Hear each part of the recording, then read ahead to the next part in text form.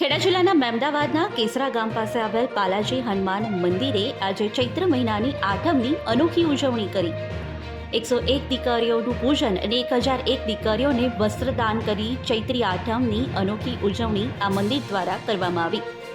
મહેમદાવાદથી Dakor road પર કેસરા ગામ પાસે સમસ્ત બ્રહ્મ સમાજ સંચાલિત બાલાજી હનુમાન મહારાજનું મંદિર આવેલું છે। આ મંદિરના ટ્રસ્ટી જાગૃતિબેન મનીષભાઈ ત્રિવેદી દ્વારા આજે ચૈત્ર મહિનાની આઠમના શુભ દિવસે આસપાસના ગામોમાંથી 1 થી 10 વર્ષની દીકરીઓને મંદિરે બોલાવવામાં આવી હતી।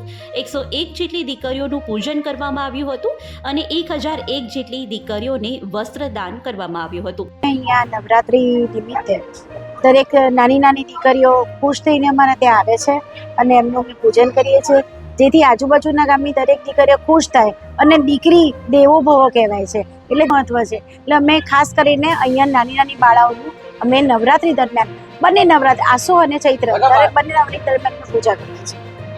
કેવી રીતે તમને આ પ્રેરણા? અમારે મન દીકરી એ જ સાચું ધન એવું અમે માનીએ છીએ। આ સૂત્ર અમારું છે, એટલે અમે એ રીતે માનીને અમે દરેક દીકરીનું પૂજન કરીએ છીએ।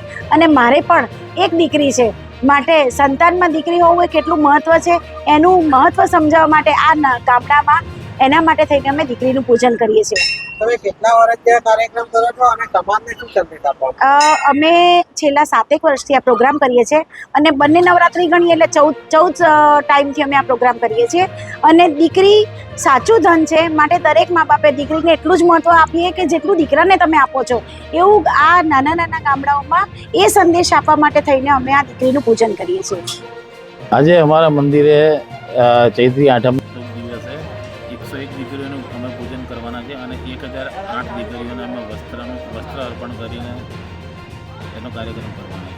આવતીકાલ 6 એપ્રિલ એટલે કે રામનવમીથી માંડીને 12 એપ્રિલ હનુમાન જયંતિ સુધી 7 દિવસ અમારા મંદિરના મંડપમાં 7 દિવસ તત્વાર્થ કથાનું આયોજન કરવામાં આવ્યું છે। જુદા જુદા મહંત દ્વારા સાંજે 4 થી 7 તત્વાર્થ કથાનું આયોજન કરવામાં આવ્યું છે, જેનું GTPL અને YouTube પર લાઈવ ટેલિકાસ્ટ પણ બતાવવામાં આવવાનું છે।